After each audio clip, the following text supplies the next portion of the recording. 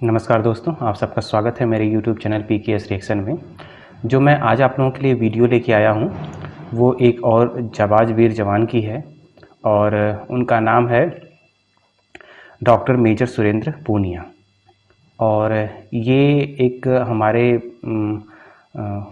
Army के major साहब हैं और जो उसमें डॉक्टर हैं। लेकिन इनकी जो जाबाज स्टोरी है आप इसको सुनेंगे तो आपको भी लगेगा कि हाँ नहीं, इनको एक सैल्यूट किया जाए। तो मैं इनकी कुछ बातों को जब सुना तो मुझे लगा आपके साथ ये शेयर करनी चाहिए और आप इस वीडियो को देखें। तो मैं सबसे पहले इस वीडियो का आपको टाइटल बता दे रहा हूँ। 17 घायल जवानों को मैंने जिंदा बचाया, डॉक्टर मेजर सुरेश पूनिया। ठीक है, ये जो स्टॉक में बात कर रहे हैं और सुनने के बाद आपको लगेगा कि हाँ, जो सेक्रीफाइसेस होते हैं हमारे जवानों के, ठीक है, वो किस हद तक होते हैं, किस लेवल का होता है। तो आइए वीडियो को शुरू करते हैं, फिर उस पर रिएक्शन देते हैं।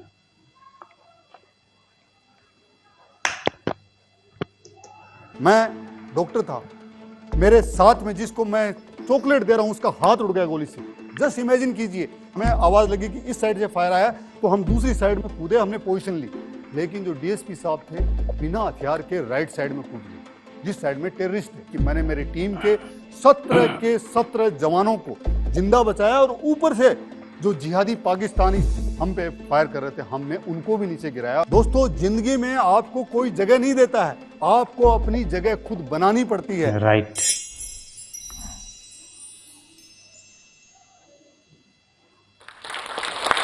जय हिंद दोस्तों। करते हैं इनके लिए मेरा परिचय, मैं हिंदुस्तान का एक बहुत ही प्राउड सिटीजन, जिसको लोग मेजर सुरेंद्र पूनिया के नाम से जानते हैं, और मेरे दोस्त मुझे सनी पूनिया कह के पुकारते हैं। दोस्तों, मेरी कहानी राजस्थान के किसान परिवार से शुरू होती है। बचपन में मैंने देखा कि कैसा किसानों का जीवन है, कितने संघर्ष हैं, और हर दिन वो दिन रात खेत में जाके मेहनत करते हैं। उससे मुझे ये एहसास हुआ कि अगर मुझे ज़िंदगी में कहीं आगे जाना है तो उसकी पहली कड़ी वो है हार्ड वर्क और unwavering commitment to the cause. क्योंकि किसान ये नहीं देखता कि बारिश कब होने वाली है और अगर होगी या नहीं होगी, अकाल पड़ेगा या फसल होगी, फिर भी वो हर रोज अपने खेत में जाता है और मेहनत करता रहता है। करेक्ट। उसके बाद में मेरी प्रारंभिक शिक्षा जवाहर नवोदय विद्यालय पाटन में हुई, जहाँ पे मैंने हॉस्टल में शेयरिंग और केयरिंग का जो कैरेक्टर था वो मेरे अंदर आया और मैंने बहुत कुछ सीखा उस स्कूल में।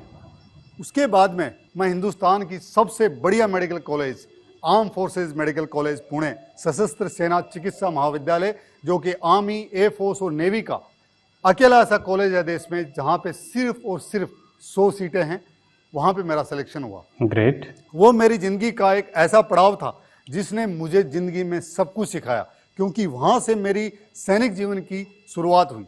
और मैं आपको एक वाकया बताना चाहूँगा कि जब मैं कॉलेज में गया, मैं हिंदी मीडियम का छात्र था और वहाँ पे देश से विभिन्न क्षेत्रों से आर्मी के जनरल्स, ब्रिगेडियर्स, IAS ऑफिसर्स, उनके बच्चे भी वहाँ पढ़ रहे थे मेरे साथ। जिसको आप रैगिंग कहते हैं, हम आर्म फोर्सेस के अंदर उसको ओरिएंटेशन कहते हैं।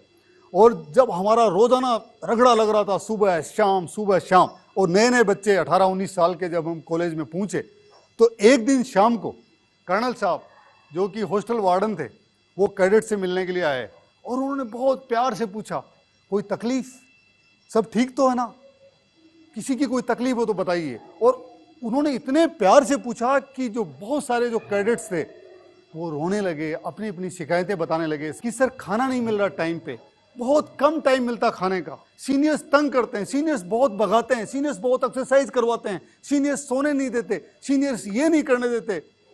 उन्होंने सबकी बातें सुनी और उसके बाद में उन्होंने सारे सीनियर्स को बुलाया और बुला के कहा कि इनकी इतनी शिकायतें हैं, इनकी शिकायतें दूर कीजिए। हमें लगा कि हमारी शिकायतें दूर होने वाली हैं। और उसके बाद में उस रात को 8 बजे से लेके सुबह जब तक पीटी हो रही थी तब तक हर बैच सीनियर्स का आ रहा था और हमारा रगड़ा लगे जा रहा था। दौड़ना, भागना, फ्रंट रोल, क्रोलिंग। उसके बाद में मुझे एहसास हुआ कि शिकायतों का जिंदगी में कोई वैल्यू नहीं है। हर आदमी के पास शिकायतें हैं। आप अपनी शिकायतें अपने पास रखिए। If you are in the system, then you have to adopt to that system. अगर आप सेना में आए हो, किसी ने आपको न्योता दे के नहीं बुलाया है, अगर आए हो तो सेना की परंपराएं, सेना के तौर तरीके, सेना का डिसिप्लिन, सेना के जो एथिक्स हैं उनको आपको फॉलो करना पड़ेगा। Face the music man, face the commitment. उसके बाद में मैंने मेरी लाइफ में एक नियम बनाया कि कभी कोई शिकायत नहीं करनी है। जो भी होगा, चाहे मुश्किल होगा, चाहे टाइम लगेगा, चाहे हार्ड वर्क करना पड़ेगा, चाहे परेशानी होगी, लेकिन शिकायत नहीं करनी है। दोस्तों, कॉलेज में रहते हुए मैं जूनियर आर्मी चैंपियनशिप खेला, यूनिवर्सिटी खेला, मैंने कॉलेज के लिए मेडल जीते। और एक बार मेरे एक सीनियर ने कहा कि तुम नेशनल खेल के आ गए हो, तुम आर्मी चैंपियनशिप खेल के आ गए हो, तुमसे कॉलेज के रिकॉर्ड नहीं टूटे। क्योंकि मेरी कॉलेज के आर्मी के जो रिकॉर्ड थे वो 1968 के थे, और जिन्होंने बनाया था वो सारे के सारे नेशनल चैंपियन थे। मैंने गांठ बांध ली कि इस कॉलेज से मैं तभी निकलूंगा जब मैं ये रिकॉर्ड तोड़ दूंगा। मैंने 3 साल लगातार मेहनत की। आर्मी ने मेरे लिए कोचेज प्रोवाइड किए, बेस्ट से बेस्ट कोचेज आर्मी ने, मेरे सीनियर्स ने। और उसके बाद में मैंने 99 में 10,000 मीटर क्रॉस कंट्री, 5,000 मीटर के जो 38 साल पुराने रिकॉर्ड थे वो तोड़ दिए। एक रिकॉर्ड बच गया। उससे मुझे ये भी एहसास हुआ कि दुनिया में सब कुछ आप नहीं कर सकते हैं। कुछ चीज़ें ऐसी भी होती हैं जो आपके बस की नहीं है, चाहे आप कितनी भी जान लगा दें, तो उसके लिए आपको हताश नहीं होना चाहिए। दोस्तों, उसके बाद में मैं आर्मी में कमीशन हुआ और मैंने मेडिकल ऑफिसर्स बेसिक कोर्स, जो यंग ऑफिसर्स का कोर्स है, वो किया। उसमें मैंने अल्फा ग्रेडिंग ली, कोर्स टॉप किया। टॉप करने के बाद में वहाँ पे कमांडर थे ब्रिगेडियर केबीबी सिंह, वो पैराशूट रेजिमेंट के थे। उन्होंने मुझसे पूछा कि बेटा तू क्या पैराशूट रेजिमेंट में जाना चाहेगा। दोस्तों, मैं आपको बताना चाहूँगा कि 18 लाख की भारतीय सेना के अंदर सिर्फ और सिर्फ 8,000 सोल्जर्स और ऑफिसर्स सिर्फ पैराशूट रेजिमेंट और स्पेशल फोर्सेज में होते हैं।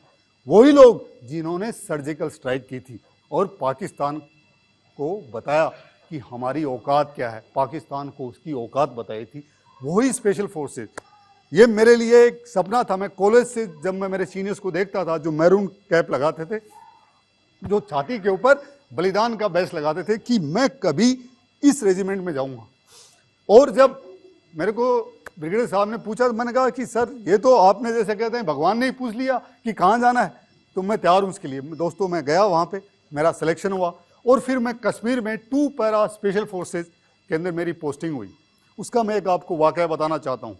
दोस्तों, जिंदगी में आपको कोई जगह नहीं देता है, आपको अपनी जगह खुद बनानी पड़ती है। पहले का एक स्टैब्लिश्ड एनवायरनमेंट है, आपको जाके अपने आप को उनके अनुसार एडजस्ट होना पड़ता है। मैं पहले दिन पूछा और स्पेशल फोर्सेज में एक से एक धुरंधर लोग, हर जवान, हर ऑफिसर, सारे के सारे चैंपियंस हैं। मुझे लगा कि मैं आज कहाँ आ गया। पहली बार एक आतंकवाद वाले क्षेत्र में, और सुबह मॉर्निंग में वहाँ पे रन हो रहा था, और जो पीटी उस्ताद, जो कि सबसे फिट बंदा होता है रेजिमेंट का, वो वहाँ पे उसने मेरा टेस्ट शुरू किया और मैंने उसको हरा दिया। जो जब मैं दौड़ खत्म करके खड़ा हुआ तो सीओ साहब आए, उन्होंने कहा कि तू यहाँ क्या कर रहा है, दौड़ क्यों नहीं रहा। मैंने कहा सर मेरी दौड़ खत्म हो चुकी है। हाउ कम, क्या तू उससे भी तेज है। मैंने कहा हाँ सर। तो उन्होंने मेरे से कहा कि अगर तूने उसको अभी दोबारा नहीं हराया मैं भी दौड़ूंगा। वो बहुत अच्छे एथलीट थे सीओ साहब। तो उसके बाद में मैं तेरे को आज ही वापस भेजने वाला हूँ। दोस्तों, मैं बिल्कुल थका हुआ था, लेकिन मैंने कहा कि ये आज मेरे पास मौका है मेरे बॉस को और सबको प्रूव करने का कि I belong to this place, I belongs to special forces. मैंने जस्ट 15 मिनट का टाइम लिया। मैंने कहा सर आइए मैं दौड़ता हूँ। मैंने सीओ साहब और उस्ताद के साथ में फिर दौड़ा और मैंने फिर हराया। और मेरे सीओ साहब ने मेरे को कहा कि चलो ऑफिस में चल, और उन्होंने वहीं पे एक बड़ी ट्रॉफी है रेजिमेंट की, जो वार में जीती हुई ट्रॉफी है। 1971 में जब हमने पाकिस्तान के 2 टुकड़े किए, वो ट्रॉफी मंगवाई उन्होंने। उसमें उन्होंने पूरा बीर से भर दिया और जो कैप थी मेरी उन्होंने उसमें डाली। उन्होंने कहा कि चलो you belongs to this place. उसके बाद में मेरी जर्नी में मुझे कभी भी ऐसा एहसास नहीं हुआ कि मैं इस जगह से बिलोंग नहीं करता हूँ। दोस्तों, एक वाकया मैं आपको और बताना चाहूँगा कि फौज क्या क्या सिखाती है आपको। एक दिन कश्मीर में अनंतनाग में हमारी यूनिट ने 3 टेररिस्ट मारे, और शाम के टाइम अचानक जनरल साहब का मैसेज आया कि उस एरिया में दोबारा पेट्रोलिंग पे जाना है। लेकिन वहाँ पे जो लोकल पुलिस के जो डीएसपी थे, एक नए अफसर थे, वो उन्होंने कहा कि वो हमारे साथ जाएंगे। तो मैं चल रहा था और मेरे एक सीनियर थे, वो मेरे साथ चल रहे थे। Karanveer Singh, great officer, great team commander, बहुत ही जोशीले व्यक्ति, बहुत कुछ सीखा मैंने उनसे। तो हम साथ में चल रहे थे, आगे 2 बड़ी, फिर सर चल रहे थे, और उसके बाद में 2 लोग और जो पुलिस के जो डीएसपी साहब थे, मैं उनका नाम नहीं लूंगा, बहुत अच्छे आदमी है वो, लेकिन गलतियां हर आदमी से होती हैं दोस्तों। वो चल रहे थे, उनके साथ में उनका बड़ी, और उनके पीछे मैं चल रहा था। तो उनका जो हथियार था, उन्होंने अपने बड़ी को पकड़ा दिया और हाथ में एक डंडा ले लिया। रात का टाइम था। तो जो ही मेरे सीनियर ने देखा, उन्होंने कहा कि सनी, इनको बोलो कि अपना हथियार AK-47 अपने साथ ले। तो मैंने बोला कि सर, आप अपना हथियार ले लीजिए, AK-47, अपने बड़ी को क्यों दे रखा है? उन्होंने बोला कुछ नहीं होता यार, जस्ट आपने 3 घंटे पहले 3 टेररिस्ट मारे, अब सारे टेररिस्ट यही थोड़ा ना बैठे। दोस्तों, ऊपर वाले को जो मंजूर होता है वही होता है। हम 15-20 मीटर चले, सर ने मेरे को फिर कहा कि इनको बोल दो अपना हथियार ले लें। मैंने फिर बोला और वो हंसने लग गए मेरे को। उन्होंने कहा कि तू बच्चा है, अभी तू नया नया कश्मीर में आया है, मैं कश्मीर का रहने वाला हूं, मैंने यहाँ का चप्पा चप्पा जानता हूं। मैं क्या बोलता हूं उनको। दोस्तों, शायद 1 या 1.5 मिनट रात के अंदर हम चल रहे थे, अचानक सामने से टेररिस्ट आ गए। उन्होंने फायर खोला और हमने भी फायर खोला। तो हम खेत की पगडंडी के ऊपर चल रहे थे, एक साइड में इधर नीचे खेत थे, इधर नीचे खेत थे, और ऊपर पगडंडी बनी हुई थी, और बारिश का मौसम था, खेतों में पानी भरा हुआ था। दोस्तों, जो ही उस साइड से फायर आया, तो हमारा जो रिस्पॉन्स था, हमें आवाज लगी कि इस साइड से फायर आया, तो हम दूसरी साइड में कूदे, हमने पोजीशन ली। लेकिन जो डीएसपी साहब थे, बिना हथियार के राइट साइड में कूद गए, जिस साइड में टेररिस्ट थे, और उधर से लगातार फायर पे फायर आने लगा, उनके आसपास गोलियां आने लगी। और डीएसपी साहब बोलने लगे अपने बड़ी को कि मेरा हथियार दे, मेरा हथियार दे। लेकिन बड़ी हथियार कहाँ से देगा दोस्तों, क्योंकि दोनों के बीच में कम से कम 10 मीटर का गैप आ गया। 10 मीटर की ऊंचाई थी, जो रास्ता बना हुआ था, वो उस साइड में अकेले पड़े हैं, और हम सारे के सारे राइट साइड से हम फायर कर रहे हैं। हम उनको ये भी नहीं बोल सकते कि आप ऊपर आइए, क्योंकि हमारा फायर टेररिस्ट के ऊपर जा रहा है। दूसरी साइड से टेररिस्ट कंटिन्यूस हमारी साइड में फायर कर रहे हैं, उनके आसपास गोलियां लग रही हैं। उनकी किस्मत अच्छी थी कि वो बच गए। कुछ देर बाद में टेररिस्ट भाग गए वहां से। और जब हम वापस आए, तो मेरे सीनियर ने, सारे जनरल साहब सब आए, उन्होंने कहा कि क्या हुआ, फायर में क्या क्या हुआ। तो मेरे को कहा कि सनी, जाके आप इस ऑपरेशन के बारे में बताओ, लर्निंग ऑफ दिस ऑपरेशन। दोस्तों, मैंने उनका नाम नहीं लिया, लेकिन मैंने कहा कि दोस्तों, फौज ने सिखाया है, मरते दम तक कश्मीर में आपका हथियार आपका साथी है, उसको आप नहीं छोड़ सकते हैं। बाथरूम जाएंगे, खाएंगे, पिएंगे, मैस में जाएंगे, बॉस से मिलने जाएंगे, दौड़ने जाएंगे, कुछ भी करेंगे, आपका हथियार आपके साथ में रहेगा। रहेगा मतलब रहेगा।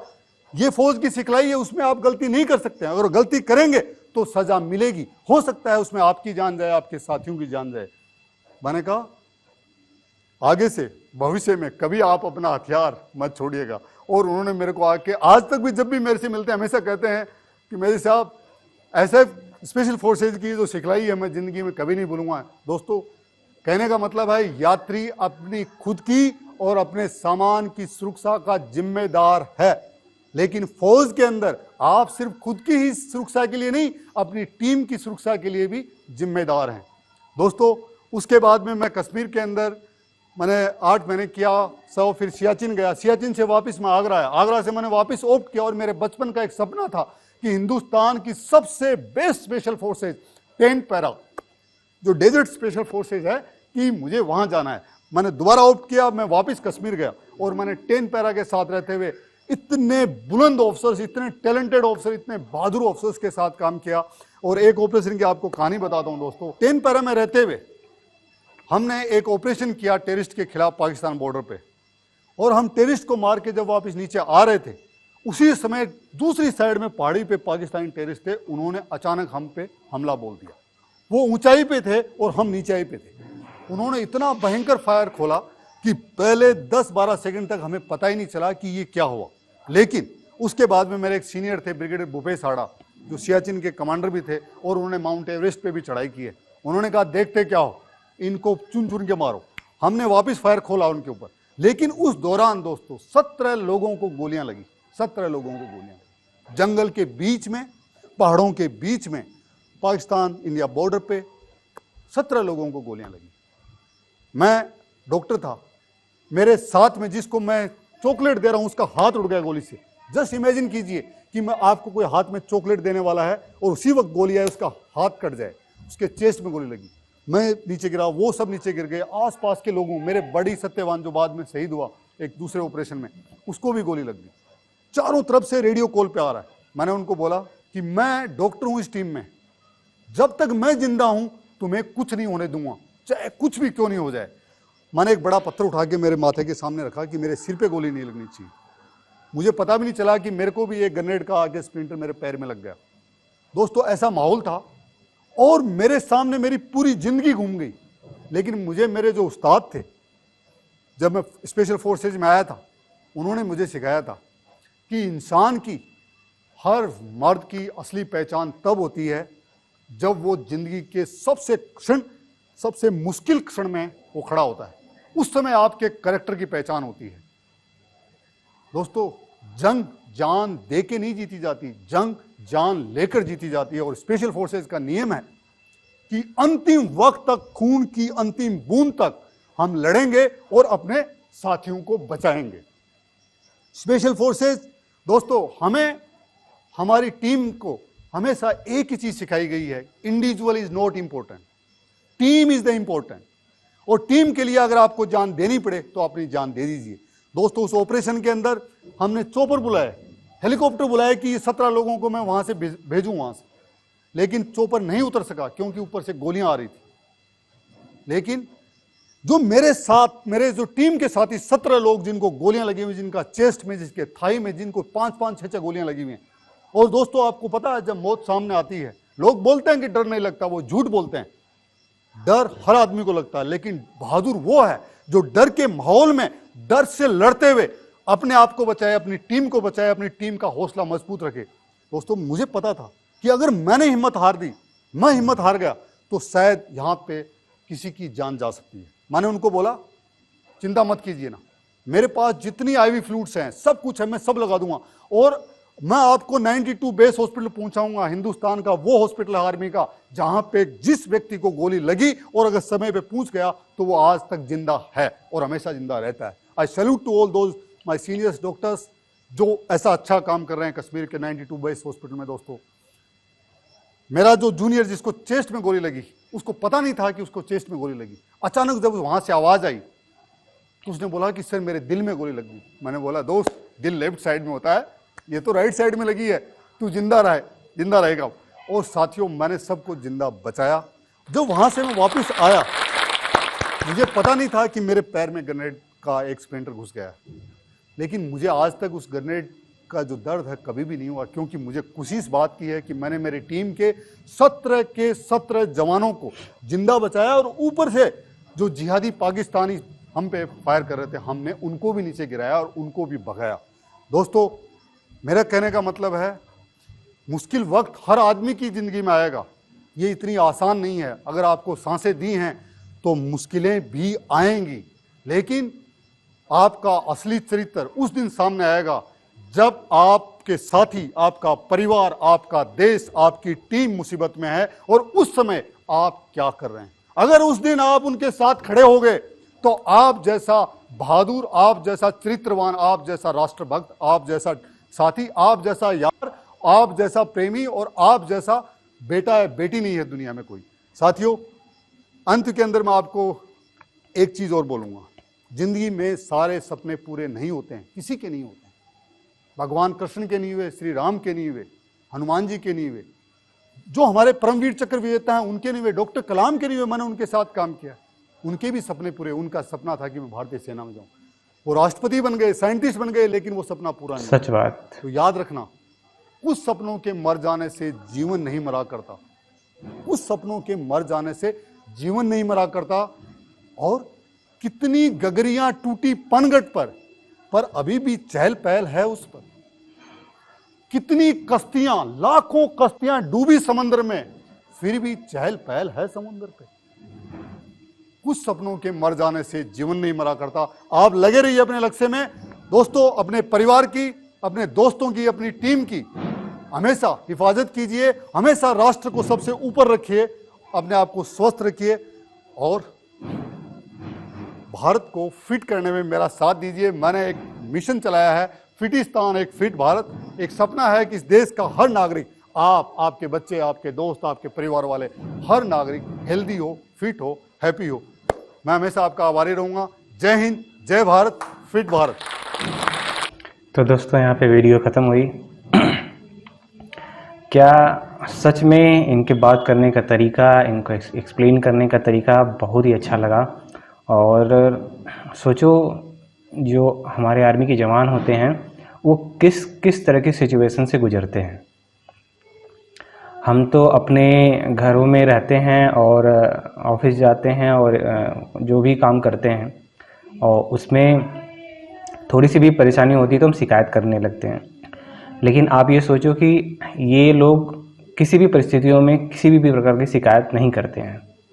इनकी ट्रेनिंग ऐसी होती है कि आपने अगर सिस्टम में आर्मी में एक बार इन कर लिया तो फिर आपको शिकायत नहीं करना है, किसी से कोई एक्सक्यूज़ नहीं देने हैं।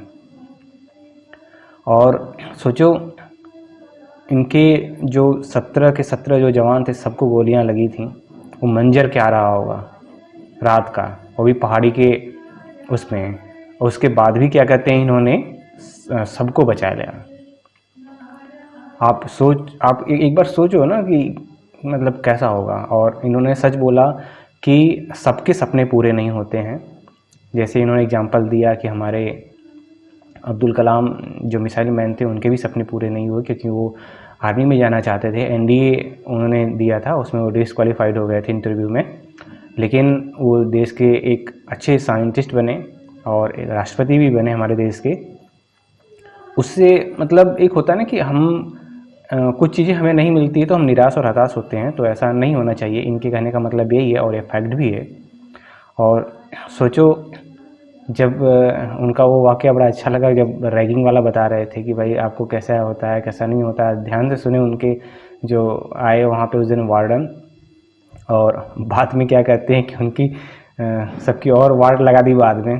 तो बहुत अच्छा मतलब उनका किस्सा था।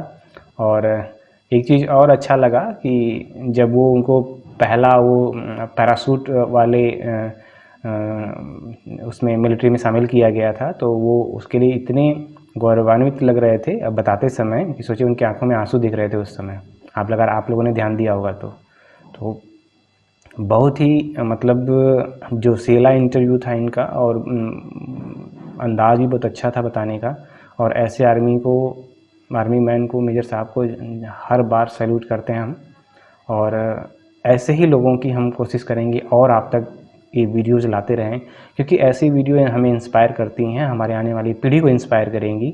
जो कि और इनका जो लास्ट में संदेश था कि राष्ट्र सर्वोपरि, तो हमारा चाहे जो भी स्टेप हो उसमें हमें राष्ट्र को सबसे पहले रखना चाहिए। ये इनकी सीख है और ये हमारे देश की ज़रूरत भी है। तो वीडियो आपको कैसी लगी? अगर वीडियो आपको अच्छी लगी हो तो आप वीडियो को लाइक कर दीजिएगा। और अगर अभी तक चैनल को सब्सक्राइब नहीं किए तो प्लीज़ चैनल को सब्सक्राइब कर दीजिएगा। फिर मिलते हैं किसी नेक्स्ट वीडियो में, तब तक के लिए जय हिंद।